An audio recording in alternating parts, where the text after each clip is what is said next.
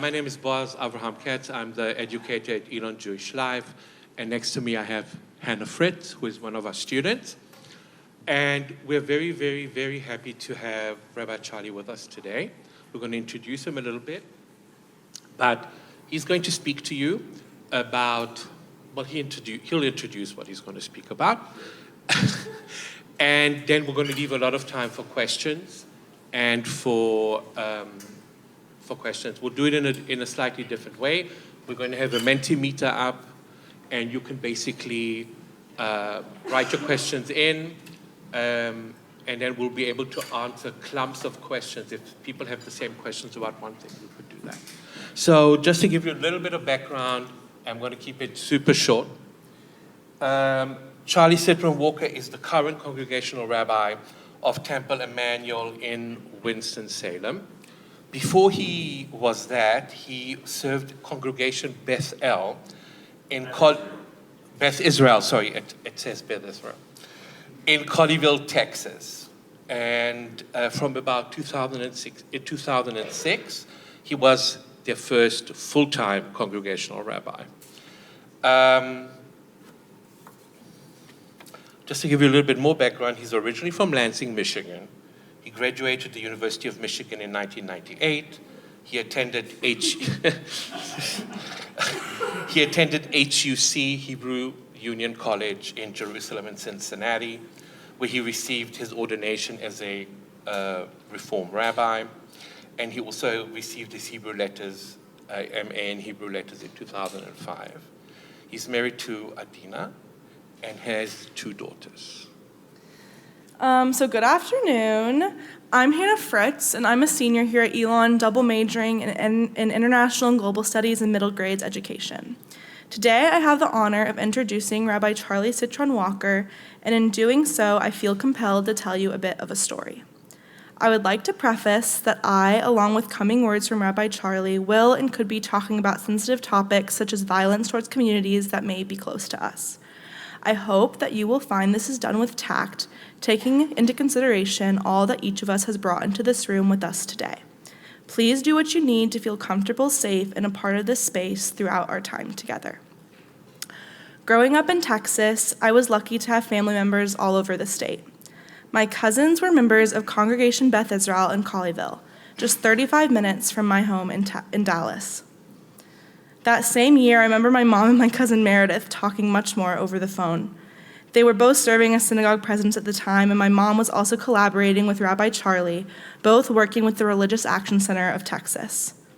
In January of 2022, I was in Warsaw, Poland on Elon's Holocaust Journey J-Term program. I found myself scrolling through Instagram, reading something to the effect of hostages at synagogue in Colleyville, Texas. I immediately called my mom with no answer. I thought of my cousins and quickly felt grace wash over me as I remembered they had just moved to Colorado. I sent a text in my family group chat, re-downloaded Twitter, took deep breaths, davened, and spent the night intermittently in and out of sleep. Reality sunk in as I woke up to a link of my mother on CBS DFW, being interviewed from my kitchen island, layered over footage of police officers outside my home synagogue in Dallas. That's when it hit me. This is not some far-off place I have no connection to, and I can't believe it to be so either. For me, this was home. The juxtaposition I felt between the news on my phone and being in Poland on such J-term program rocked my boat. On October 7th of 2023, I was in Sugar Land, Texas for my grandmother's funeral. As I sat in a hotel room with my older brother, we watched the news unfold, naive to all the confusion to come. Our boat was rocked. I found myself trying to contextualize this experience. Sure, I studied abroad in Israel last semester, but that was 4 months ago. Sure, my best friends live in Eretz Yisrael, but God will watch over them, and surely that will be enough. How can I grieve all that has happened in the last 48 hours without utterly collapsing? I also thought to myself, I have to be strong. As the days went on, it hit me again.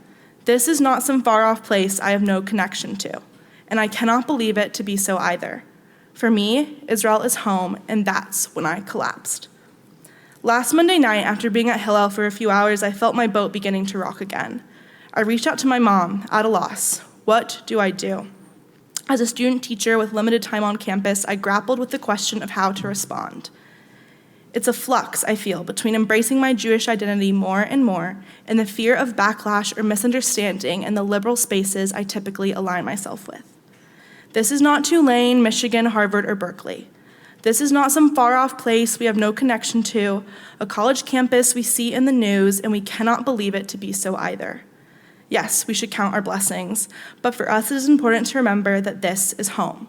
This is Elon. My mom replied, "How about we contact Rabbi Charlie?" 1 week later, with gratitude and the help of many hands, here we are. How can we do more than just come together, walking the line between that and leading into our frustration and things outside of our control too much? How can freedom be prioritized for everyone, regardless of race, religion, sexual orientation, gender, nationality, or creed, while sharing the truth and condemning misinformation when it is spread within our own academic institution? How can hearing from Rabbi Charlie, with all he has to offer us, be an outside voice to help us better understand our role and our relationship with ourselves, our studies, and our faith, and each other? After hearing from Rabbi Charlie, you will have an opportunity to ask questions. We will do so via Mentimeter poll, so hang tight with your questions until then. So without further ado, it is my pleasure to introduce you to Rabbi Charlie Citron Walker.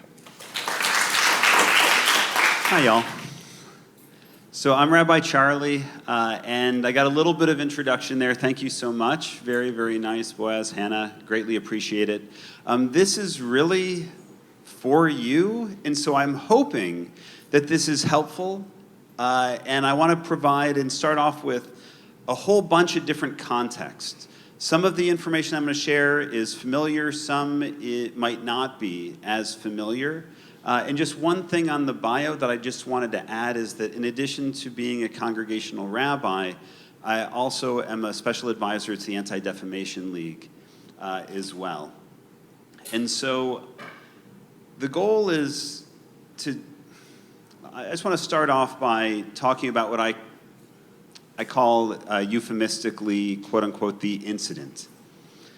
Right, so on a Shabbat morning, January 15, 2022, we were still coming out of COVID. I was getting ready for services, setting up projector screens and in PowerPoint slides and those kinds of things. We were expecting a very, very small crowd in the congregation, small little tiny synagogue. I mean, how many people had heard of Colleyville, Texas? How many people have heard of Colleyville, Texas now and have no idea what I'm talking, or how many people have no idea what I'm about to say? A few people, okay. And so this guy comes to the door, and it's about 15 minutes, so you're expecting a small crowd online, a small crowd in person. We usually made Minyan, small congregation in Dallas-Fort Worth area. It's in the exurbs. Colleyville's a small little town, 30,000 people. And this guy comes to the door, and he asks if we have a night shelter. Like, he looked like he had spent the night on the street as someone who, he looked like he spent the night on the street. And it turned out that he had. He had spent the night on the street because he got kicked out of a mosque that did have a night shelter. But so he comes to our door, asks if he can warm up. And so this is Texas in January. And so normally Texas in January is like in the 50s. It was in like the low 30s. Like, it was really, really cold. And so I see the guy through the window, glass windows. And actually one of my congregants from our Texas days, Ryan Price, is here. And so he comes so I let him in, and I ask if he wants some coffee, something to warm up. And he says no, but if we had some tea. So I make him some tea, and as I'm making him tea, I'm talking to him. I'm asking him questions. We're having conversation. He's new. I have no idea who this guy is. He's got a British accent, and we're having this conversation. And he seems like, okay, he just wants to come in, get warm. And he's never been to a synagogue before. He's never been to a Jewish service before. And so our synagogue is maybe a little bit bigger than this room. It is a little, it's bigger than this room, but not much, right? The sanctuary was the social hall. And so at the very back, near the kitchen, I set him up with some tea. And then I I go through, finish getting ready for the service. And during the service, during the Amidah, when my back was turned, there was three other people. It was three other people in the congregation at that point in time. And with my back turned to the congregation, I heard what I thought was the click of a gun. And it turns out that it was the click of a gun. And it was a building with a metal roof. It made noises. The ice machine made noises. It could have been other things. I turned around, and I didn't see anything unusual. He was sitting there with his tea. Everybody, the other three people were praying. And during silent prayer time, I went to go and just check in on him and let him know that he didn't have to stay for the whole thing. If he just wanted to come warm up, it was okay, and that's when he pulled the gun on me. And that's when he started yelling, "I love death more than you love life." And he said that he had bombs. He didn't actually have bombs. And he had a request. His primary request which took a little while to get to. It was very, very tense. It was very, very terrifying. This kicked off an 11-hour hostage situation that made worldwide news. And he wanted to get a convicted terrorist out of jail. And yet his request was, "I want to speak with Rabbi Angela Buchdahl." Does anybody know the name Rabbi Angela Buchdahl? Rabbi Angela is unbelievable. I had never met her at the time. She is the rabbi at Central Synagogue in New York. And it's like a major, major synagogue. People watch her live stream services, all the way, all throughout the country, all throughout the world. She is an incredible leader. This guy knew that she played guitar. And when he said, "I want to speak with Rabbi Angela," she thinks this is hilarious. And again, pardon my language, especially on a college campus, but I was like, oh crap. Because what I knew at that moment was that all of the anti-Semitic lies, this guy believed them. This guy believed that he could come into a small congregation in Colleyville, Texas, take Jews hostage, and he would be able to get whatever he wanted. Because the idea that Jews control everything was a reality in his world. He really believed it.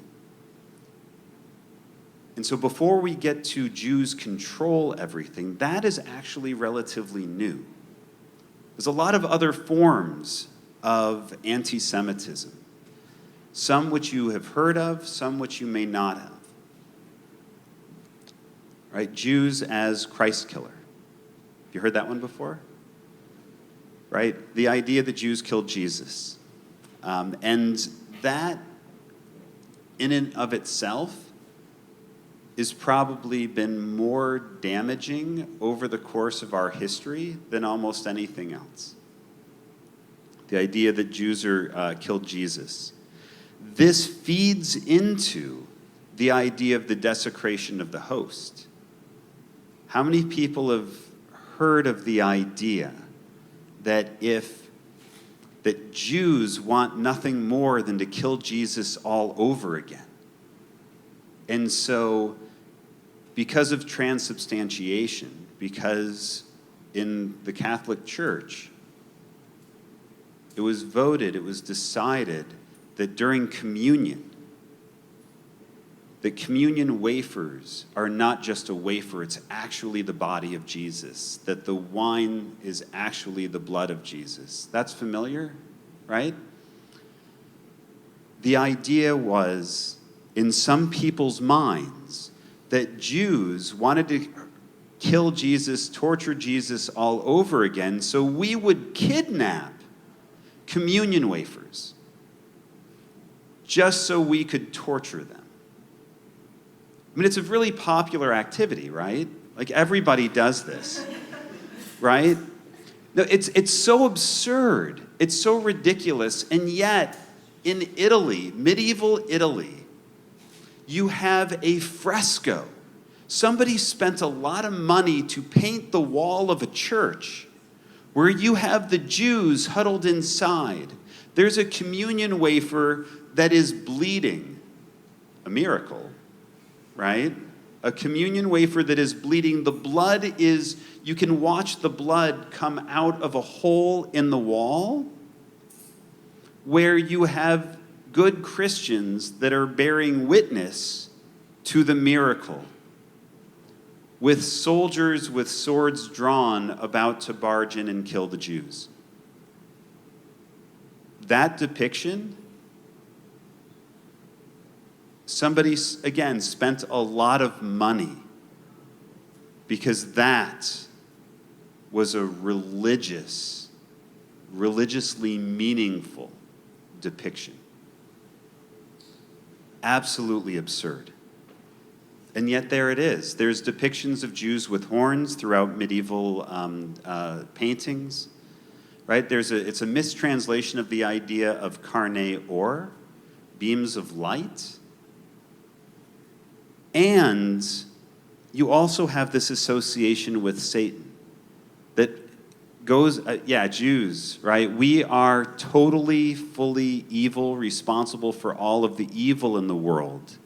And it stems from Christian ideology, ancient Christian ideology, that says that, well, something must have been wrong with Jews because we didn't accept Jesus as the Messiah.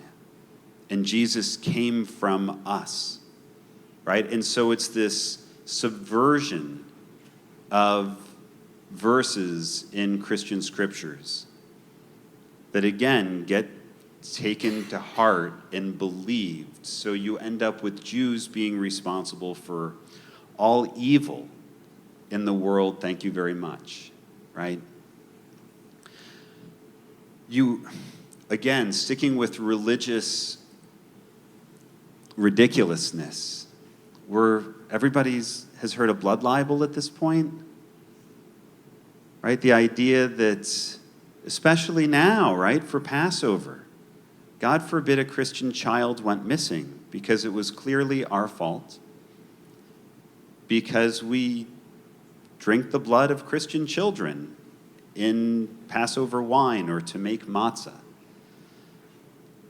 I mean, most of you know what matzah looks like, right? Like, you would see red in it, right? Like, it's so absurd.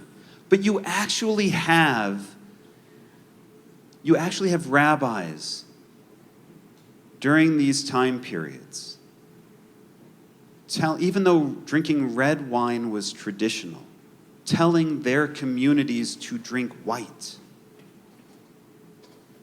so no one will barge in and think that they're drinking the blood of Christian children.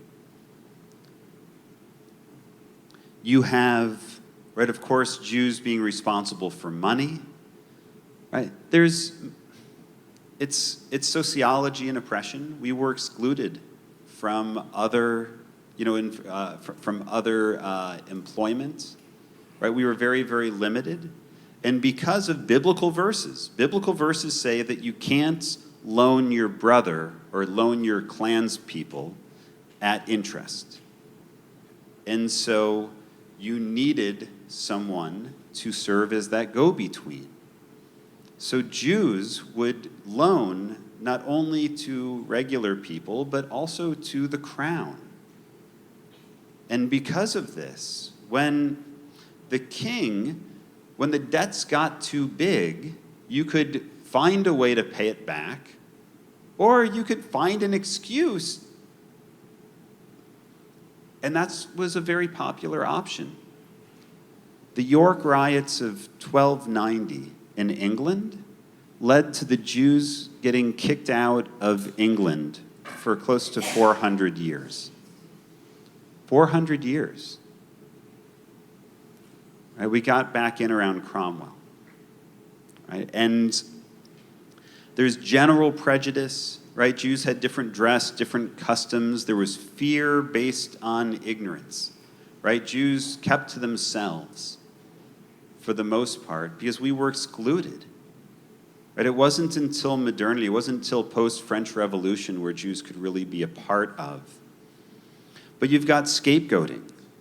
Right? Jews are responsible for the bubonic plague. But I don't know if you've heard, we're responsible for COVID too, right? Like, we're responsible for 9/11.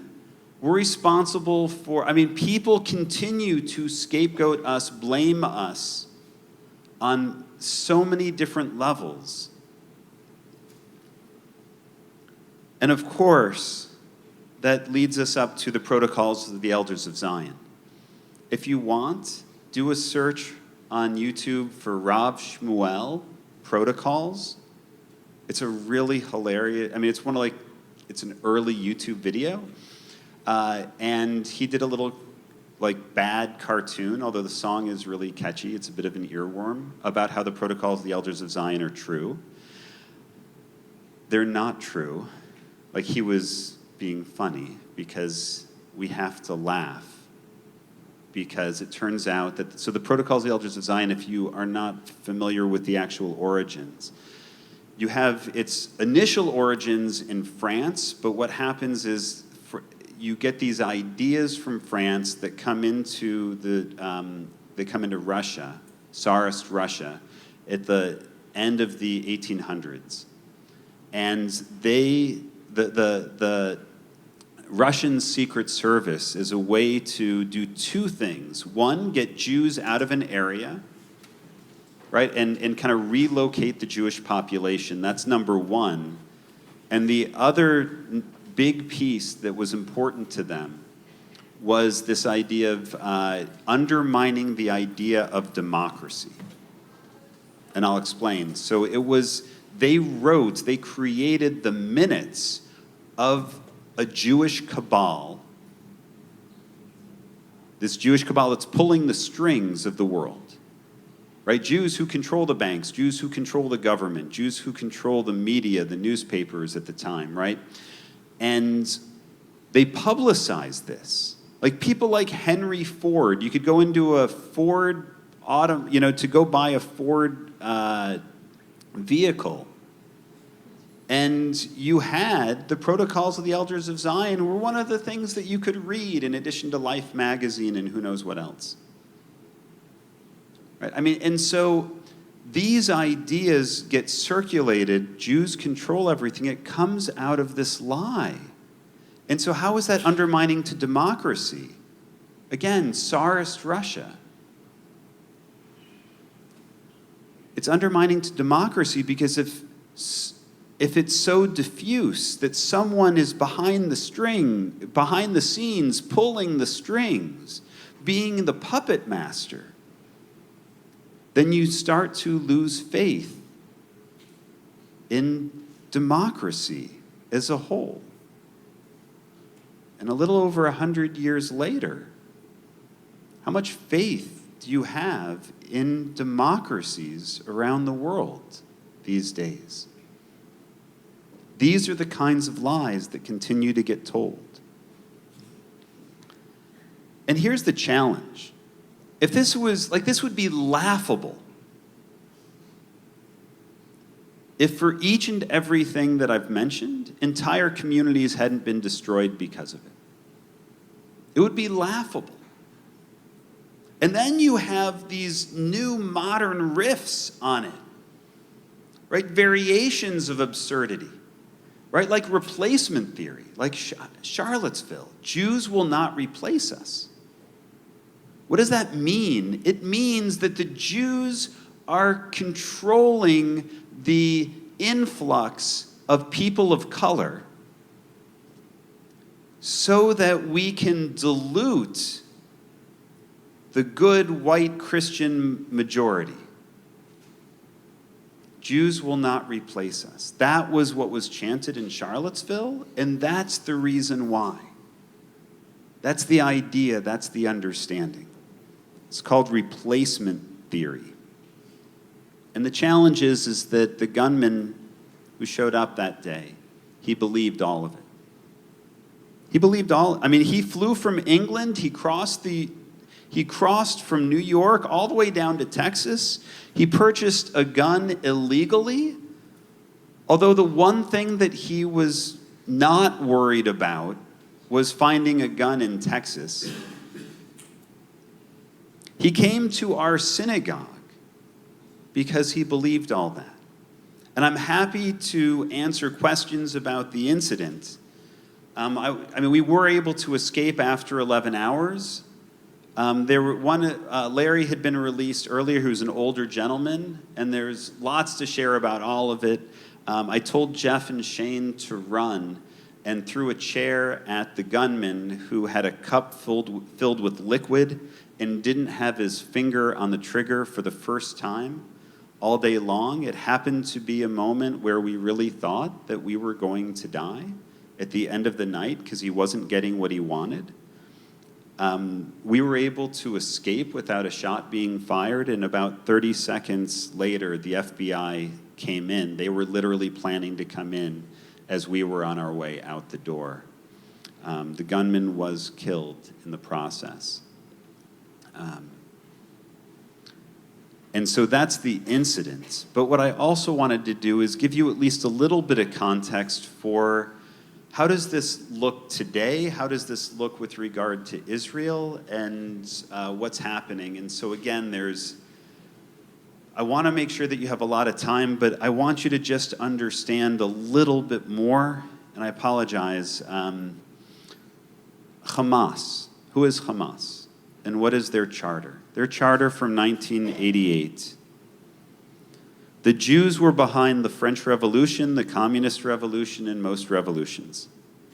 With their money, they formed secret societies, such as Freemasons, Rotary clubs, Lions clubs, and others, for the purpose of sabotaging societies and achieving Zionist interests. With their money, they were able to control imperialistic countries, instigate them to colonize many countries, exploit resources, spread corruption. Now, Hamas's charter has changed. However, this is what was being offered on Al-Aqsa TV, the Hamas news station. This is back in this past summer, June 23rd of 2023. The Palestine Islamic Scholars Association member Hussein Qasim said, I say to the Arab and Islamic world, the Quran does not belong to the Palestinians alone. The Jews are not the enemies of the Palestinians alone. They are the enemies of humanity as a whole, and the enemies of every monotheist in the world. You've got a former Lebanese member of parliament, Fadi al-Awar, on Hezbollah television, and this is just back in February. So this is post 10/7. The Jewish people are incapable of integrating in society. Their entire history and record of human relations are black. These relations are not the foundation for understanding in the societies they live in. They moved from the Khazar countries to Europe, from there to us in Palestine, right? People who study Jewish mentality and the Talmudic mentality of the Jews know that they are capable of doing worse than whatever they are doing in Gaza. The Hezbollah interviewer says their faith allows them to kill children, and Al-Awar says exactly.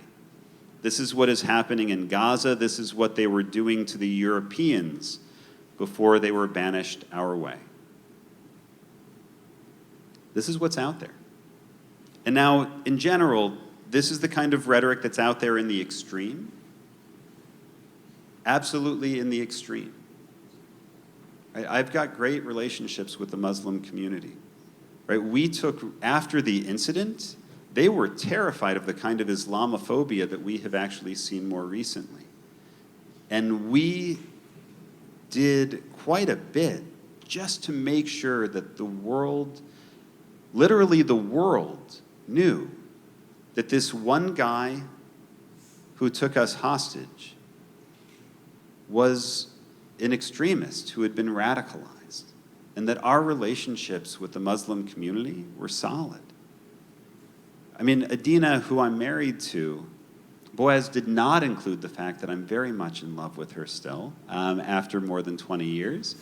But it actually is in my bio.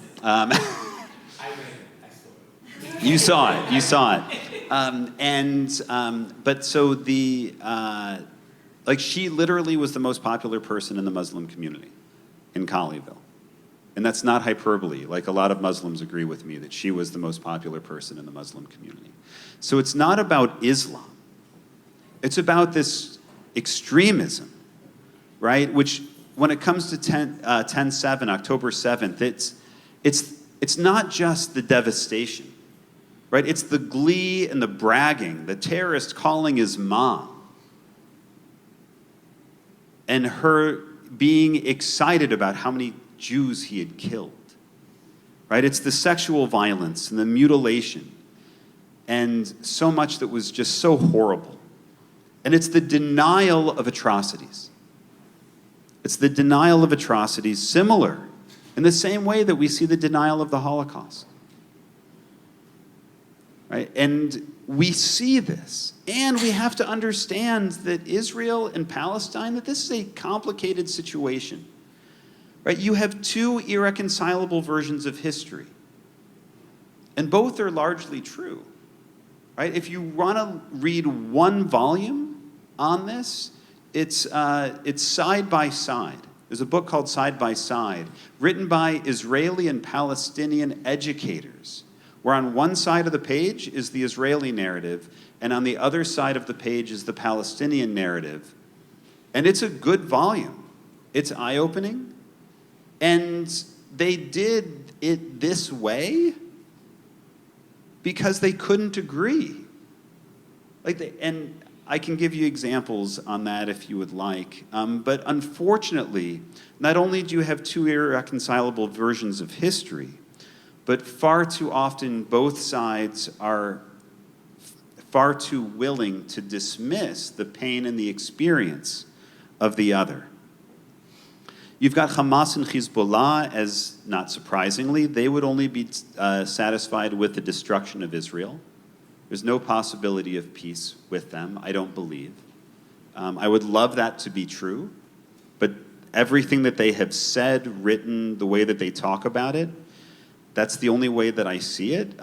Israel has to be able to defend itself, and Hamas feels that any civilian death is a martyrdom, which justifies their use of human shields, and Israel has had very strong guidelines about the rules of warfare, and they have been loosened in this conflict. And Gazans need food, and Israel could have done more sooner. And Fatah in the Palestinian Authority is universally considered to be corrupt. And Mahmoud Abbas is a Holocaust denier many times over. And Israel has the most right-wing extreme government in its history. And there's a reason why hundreds of thousands of Israelis protested every week for 9 months. And when Jewish settlers attack West Bank Palestinians, the Israeli army does not protect the Palestinians as policy because their purview, the Israeli military's purview, is to only protect settlers. It's to only protect the Jews. And Palestinians in East Jerusalem don't have a vote in Israeli or Palestinian Authority elections. Again, it's a small minority of people, Palestinians living in East Jerusalem, and they don't have all the rights of everybody else. And Palestinians in East Jerusalem and the West Bank, they do experience daily humiliations and challenges. They do. Like they really do. And many Israeli Palestinians are full participants in Israeli society, although some do feel like second-class citizens, although they have far more freedoms compared to most or all Muslim countries. Like all of these things, to the best of my knowledge, are all true. They're all true. And what we've had recently is a situation where all of these truths are a whole bunch of balls that are up in the air. And far too many people will pick one or two or three, and they will touch on those and focus on those 1, 2, or 3 issues. And that's all. And they will deny the reality of everybody else. And that's a challenge. And that's why we have seen such challenges, in my view. And then, just today, the Anti-Defamation released their report on anti-Semitism, right, where the group reported in 2013 only 751 incidents targeting Jews that year, which was a 19% drop from the previous year. This year, in 2023, 8,873 incidents in the US, 140% increase, more than double than what we saw in 2022. Post 10/7, there was over 5,000 incidents. Just post 10/7. Although we were already more. Prior to 10/7, we already had more anti-Semitic incidents reported than the whole previous year, than in 2022. Right? Just over 1 in 3 out of those 8,000, almost 9,000 incidents, about 36% were identified as anti-Israel anti-Semitism. And on college campuses, I know that you've read a little bit about anti-Semitism on college campuses. It's been a 321% increase since last year. Now, a couple takeaways, then we're going to open it up to Q&A. And I will spend as much time as I can with you. I've got to get back for a board meeting tonight, but I really will spend as much time as I can, like 45 minutes or more. Perspective. It's really, really important to have some level of perspective because unlike when I was growing up, anti-Semitism is happening somewhere every day.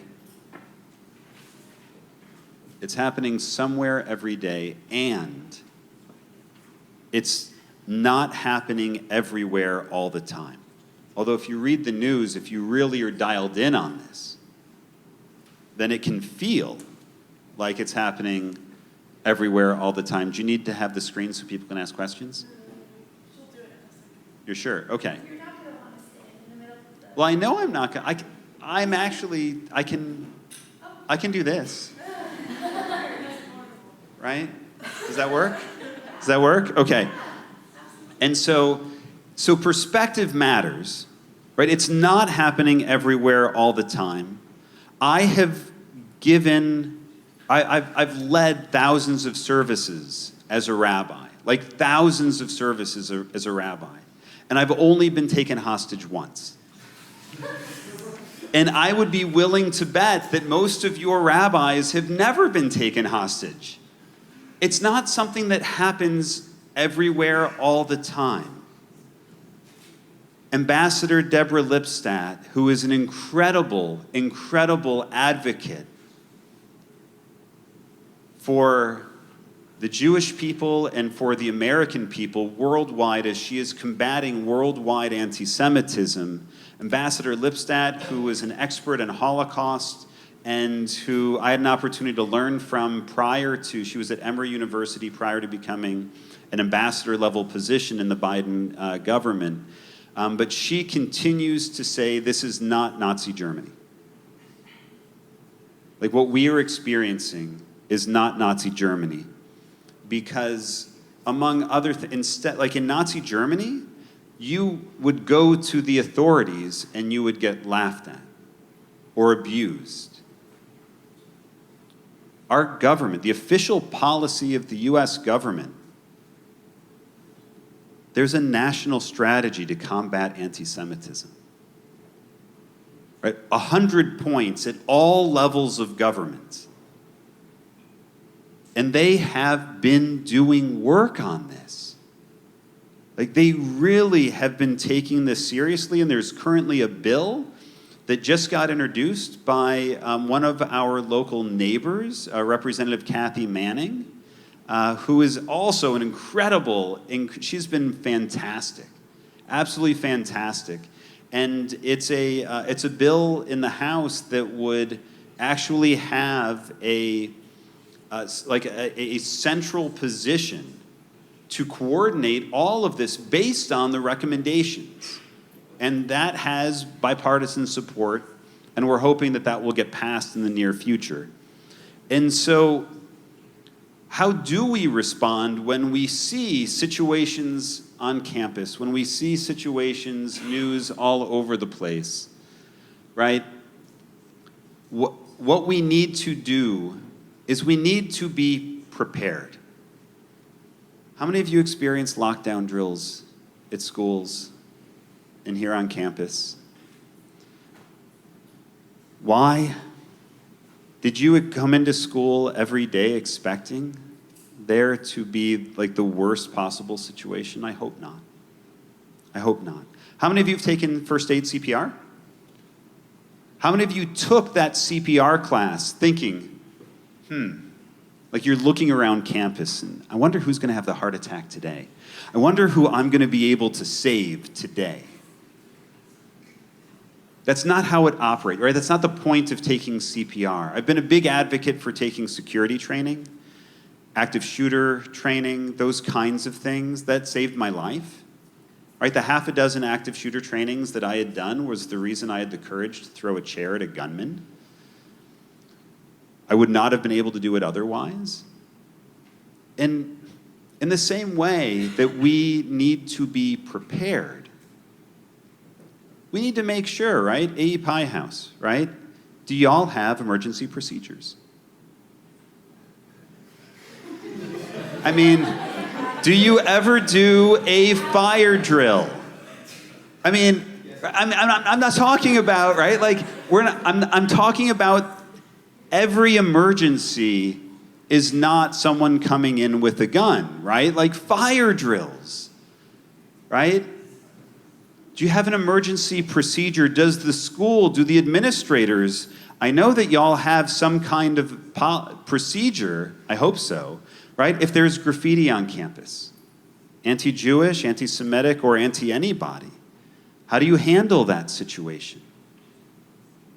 Maybe let your students know that you have these policies, right? That you have these procedures, that you have a way, God forbid there's anti-Semitism on campus or hate on campus in any of its forms, right? That you know that there are procedures and there are ways, and that also does mean that for us as ordinary Jews, right, there's institutional leaders. But then for us, this is what we can't do. Every time there's an anti-Israel or anti-Semitic speaker, we can't be frozen. If we see a swastika painted on a building, or God forbid on our dorm room, if a mezuzah gets ripped down, we don't need to expect that it's going to happen every day. We should not expect that to happen. We should be prepared to know how to respond in case it does. And that's the kind of thing that Hillel and Jewish Life and Chabad and AE Pi leadership, right, that y'all can do for each other, to make sure that you know what to do, how to respond, God forbid. Because right now we're living in a situation where it's still not likely to happen to everybody in this room, but it could happen to someone. And we're all better prepared if we have a sense and an idea about what to do and how to respond. And so, what do we got here? Hannah, help me out. It's kind of chaos because it had a 25 character limit, but I think I might have found a solution. If you're so if you're typing something at the bottom, there's a part that says Q&A, so you can ask a question. You can also see other people's questions. You can upvote or downvote questions. Like if you really like someone's question, then we'll know that it's important. Wait, hold on. Go back to the other one. I just wanted to. Sorry. Do you regret let man in? I love that. Because I understand this. I get it. But, All right, so go ahead, and we can go through the questions if you can click on them. Oh, how connected are anti-Zionism and anti-Semitism? This is a great question, right? This is a great question, and I think that part of this depends on how thick your skin is. And part of this depends on the really, really challenge. I mean, this is the challenge of trying to define anti-Semitism. Because we tend to think about racism as I hate people of color, right? But what I just described is not I hate people of color. I hate Jews, right? It's much more complicated than all that. I mean, when someone is talking about how it is the Jewish and Talmudic mentality that allows us to kill children, that's not I hate you, it's something different. But is it anti-Semitic? Absolutely. Absolutely. And so there are debates about the proper way to define anti-Semitism. And some of it is up to interpretation. And so this is very challenging space for everybody to try to figure this out. And my general rule is that if anti-Zionism, anti-Israel conversation, anti-Israel speech does a couple of things, right? And again, as a general rule, I would say that, that says that everybody that Israel has to be destroyed. I would generally say that is anti-Semitism. And yet, I will also say that it depends, because I sat down with a 15-year-old in my congregation who told me that they don't believe that Israel should exist. And we had a really good conversation where I tried to listen and they tried to listen. And it was a very positive conversation where this young person didn't feel like I slammed the door in their face. And it was okay to disagree, right? And so it depends, right? It really does depend when you hold up Israel to an impossible standard. To me, that tends to border on anti-Semitism, right? When Israel's the only country you hold up to that impossible standard, right? So it depends, but if you are upset and protesting against Israel and you feel that the way that they have fought the war in Gaza, that there are too many innocent civilians or there's not enough food aid that have gone in, that's not anti-Semitic and shouldn't be considered anti-Semitic in my view, right? So it is. It's a great question, and it's very hard to answer on many different levels. What's next? Got 3 upvotes on this one. Okay, wait, which one? How do I click it? See all questions. Oh, I think you may have answered. Oh, that's silly. Sorry. How is Happy Best Order So I think the first... Restore question. Click restore questions. You click Marcus, don't click more higher up. Yeah, there you go. Thank you. What advice do you have for us with difficult conversations on, especially with more ignorant people? So, all right, now let's be honest here, though. Everything that I just presented, you all knew 100% of that, right? Everything? It's okay if there's a little bit of ignorance. Like, ignorant people, truly, ignorant people are not the problem when it comes to this question. People who are ignorant and not willing to engage in the conversation, who would choose to be ignorant. That's the hard thing. That's the hard thing. That's the difficulty. With regard to people who are willing to actually sit down and have that conversation, that is vital. And it's vital to keep trying, right? To have one experience. I mean, after the poor Palestinian child was killed outside of Chicago, right? Shortly after, it was still in October, right? I reached out to the 2 imams in Winston-Salem. I'm relatively new. I've been here less than 2 years. And we started the conversation with a handshake and a hug. And we ended the conversation with a handshake and a hug. And trust me, we did not agree on everything that was happening with regard to 10-7 and anything else. But I know that they were able to see me as a human being, and I'm able to see them as human beings, and that's a starting point. And I'm willing to listen to their pain, and they're willing to listen to mine, even when it's hard and even when it's a challenge.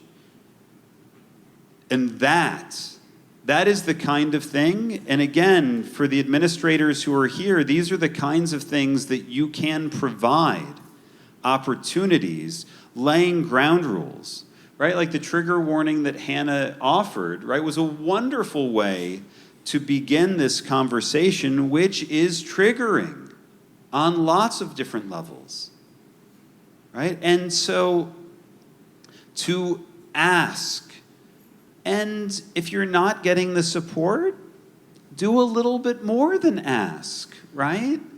It is okay. It is okay to share what you need. The university is here to support you, support your growth, and help you create opportunities like this one so that we can have these conversations. But it is hard. It is hard, but there are ways that we can set ground rules. There are ways that we can walk in, enter into these conversations. And just a raise of hands, how many people in the past 6 months have had positive, difficult, challenging conversations? Right? That is a credit. That is a credit to each of you and the institution that you're a part of, right? So this is doable. My encouragement is to continue, and if you need more formal structures, create them. Again, at the University of Michigan, I created alternative spring breaks that didn't exist. Right? I helped to create and work on, like I was doing back in 97, 98, I was facilitating a dialogue on white privilege. Right? And, that I helped to create because it was needed. Right? So, I mean, college is a place where you really can and should be able to create these things, so that's great. What's next? I'm doing okay on time, so. I think the other one I had also had. I always support our peers best with our own boundaries. All right, I need context. Help me out, y'all. What does that mean? Like, peers are very wide and broad, and your own boundaries, I mean, right? Like, I need a little bit more information just to help out. I get it. I think I get the idea, but I want to be able to respond in a way that is meaningful. Anybody willing to help me out? You don't have to be, it's okay. I imagine probably like, how can us who maybe are feeling similar towards each other, with each other, like if we're both really upset about something that's going on campus or in Israel or otherwise, being able to support each other and confide in each other while still not crossing boundaries with each other's like. Okay, I was going to take it completely different. I was going to say that, look, if you are hurting right now, and so now is not the time to have somebody else express their pain or their take on the situation. Like, that's how I was interpreting it. And so, look, to be able to find each other, I think that you have several institutions to help you find each other for when you need support. And I think that it's important to be able to share where you're at. It's okay to say right now to friends, to roommates, to whoever you're living with or near, if you know that there have been difficulties or challenges or sensitivities, if right now is not the time for them to go on a rant because you're feeling particularly fragile, like, say something. It is okay to share your boundaries and to share and explain where you're at. One of the things that I will say about all of this, and this is something that's very important, and it goes beyond 10-7, it goes beyond Judaism, and it goes just being a good person. After the hostage incident, what meant the most to our community was all the love and support we got. We went through something horribly traumatic, and it wasn't nearly as bad as it could have been. Right? I saw a question on gratitude. We're going to get to that. I'm huge on gratitude. But that is a general rule that when it comes to the idea of trauma, any trauma, personal or public, what we're experiencing right now is very, very public trauma. But whether it's personal trauma or public trauma, it doesn't solve everything, it doesn't fix everything, but having love and support and knowing that you have love and support, it matters. It really matters. And so to be able to share what your needs are, but also if you see someone that is struggling, right now in particular, especially at Hillel or at a place where Jews are hanging out, just to check in, because it could be a bad meeting with a professor or having a rough time on a test or something along. It could be academic, or it could just be a bad day, or it could be somebody said something to them that was anti-Semitic, right? Or something else that they just experienced. And to be able to go up to that person and say, I care. And that's a good thing, that's a good habit to get into anyway, but especially right now. I mean, I think that, I don't know if that fully answers the questions, but be as open as you feel that you can without, and as vulnerable as you feel you can without, without oversharing beyond your level of comfort, right? And look for opportunities. Everybody on campus should certainly look for opportunities to be able to be supportive. Because I guarantee that, look, I know that the Muslim community is really struggling right now also, right? We're not the only ones who are having a difficult time. I think that, and it's hard to compare, right? Who's got the worst of it. That's not helpful. It's not helpful. What's next?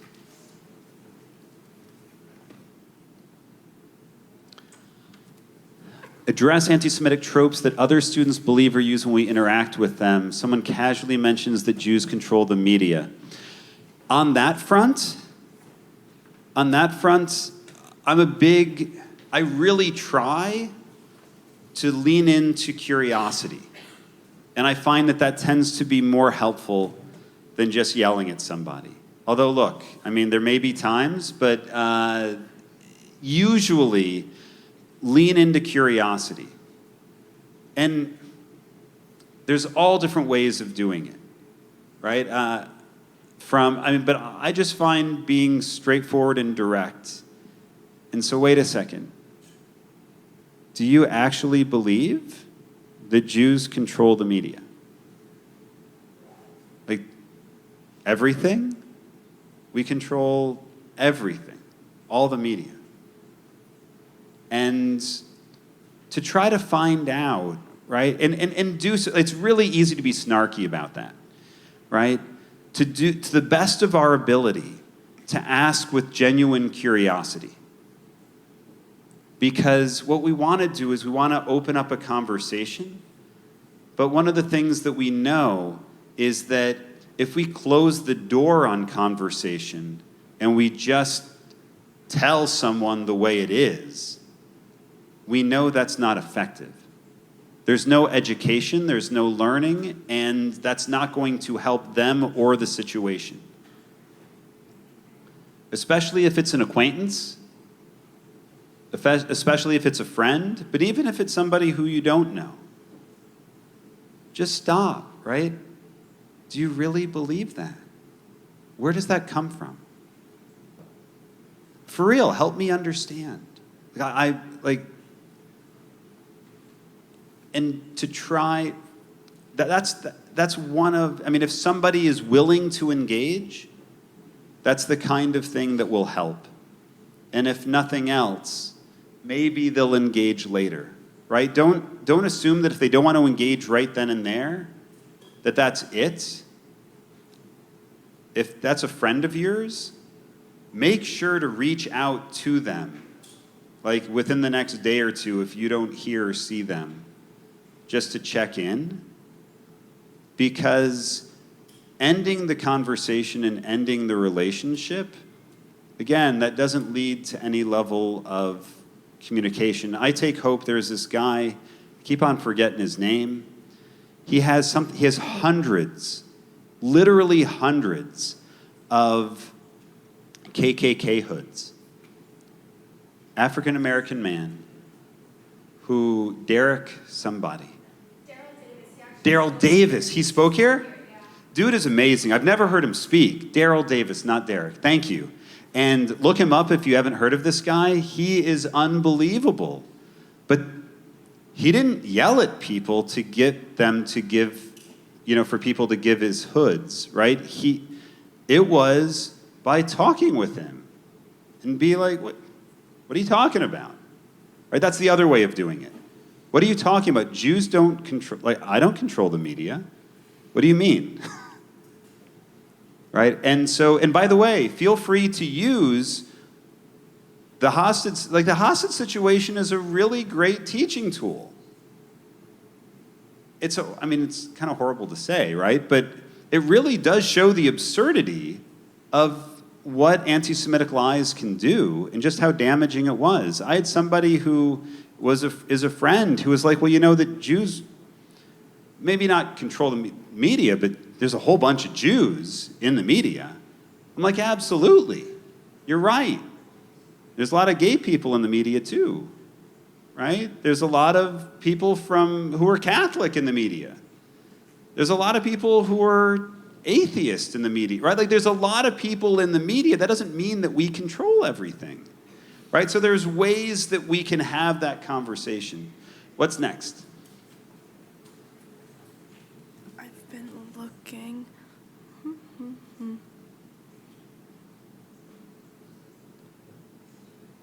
I think this will be the last one for everyone, and then we'll have some time and all those good things. Yeah, I can hang out for a little bit. How can we create the environment that encourages others and ourselves to listen and hear different perspectives? That's curiosity. Truly. If you're willing to if you know everything, well, mazel tov, right? That's fantastic for you, right? And that's what we have to approach things with. Right? We have to be able to approach things from a perspective that maybe I don't know everything. Maybe I don't understand everything. And that opens the door to curiosity. Now, at the same time, that doesn't mean that I'm just going to take the hate that comes my way. Right? When we get anti-Semitism thrust upon us, when there's hate on any level, We need to be able to stand up to it and say that's not okay. And again, that encourages others and ourselves to listen and hear different perspectives. One of the things that can help the most is to be an ally. And now look, I will acknowledge that I'm good at dumping my papers. But I will acknowledge that so many of my colleagues, I've not had this happen, but I was just talking with a friend of mine, a rabbi in Charlotte, and he was talking about how their congregation was a part of so many different multi-faith networks. And that's why he was set to become the president of the Interfaith Clergy Association in the community. And he is not accepting that position, because if he accepts that position, X% would leave the coalition. Just because, right? Because that poison has been there, right? I mean, this is real, and it's not the first story I've heard along these lines, right? There are real challenges that are happening, and I would say that we have to continue to try. Look, you may hate me, but I'm going to stand at your side, because oppression against the LGBTQ+ community is not okay. You can hate me, you don't want my support, that's fine, but Black lives do matter. And I don't like the systemic racism that I see in society, right? I mean,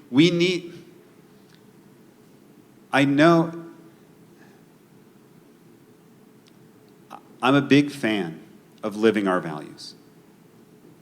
No matter, after the hostage situation, I wrote a piece, and I don't know how to say it that's not a humble brag. I'm really not trying to do that. But I had a piece in the New York Times, an editorial, about how we still have to live our values and offer hospitality. And that the idea of loving the stranger is hard, right? A little Jewish teaching here. Love your neighbor as yourself. It's mentioned in Torah. And it's important. Love the stranger is mentioned 38 times, more than double high. Why is it mentioned so often? Because loving the stranger is a heck of a lot harder. And so we have to be able to live our values. We have to be proud of who we are. We have an incredible tradition. We have an unbelievable tradition that we can take a lot of pride in. And while people try to malign us and say that which we are not, number one, we have to be solid in who we are. And we have to know our values in order to live them. And we have to be able to live our values to the best of our ability. And all of this is captured so beautifully by the words of Hillel over 2,000 years ago. All right, we can sing it or we can say it. Imen ani li mili, u'chshe'ani le'atzmi ma'ani, v'im lo achshav ematai. If I'm not for myself, who will be for me? We have to live up to for ourselves. We have to stand up for ourselves, represent ourselves. We have to stand up against anti-Semitism. We need to. We need to. If I'm only for myself, what am I? We can't only stand up for ourselves. And now is always the time to do it. Always. Thank you very much for the opportunity to be with you all today.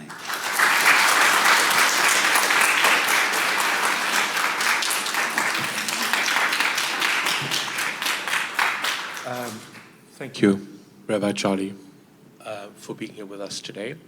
I also want to take the opportunity to thank all the people who made this possible, which include Elon Jewish Life, Elon Chabad, API, and Student Life. And we're very, very grateful that you came to talk with us today. And Hannah, you have something? So this is from Hillel and all of us. Home is where the heart is, our little Hillel house. Thank you for coming and speaking to us today. I hope everyone found it as meaningful and important and enlightening as I did and all of those good things. Yeah, have a good rest of your evening too.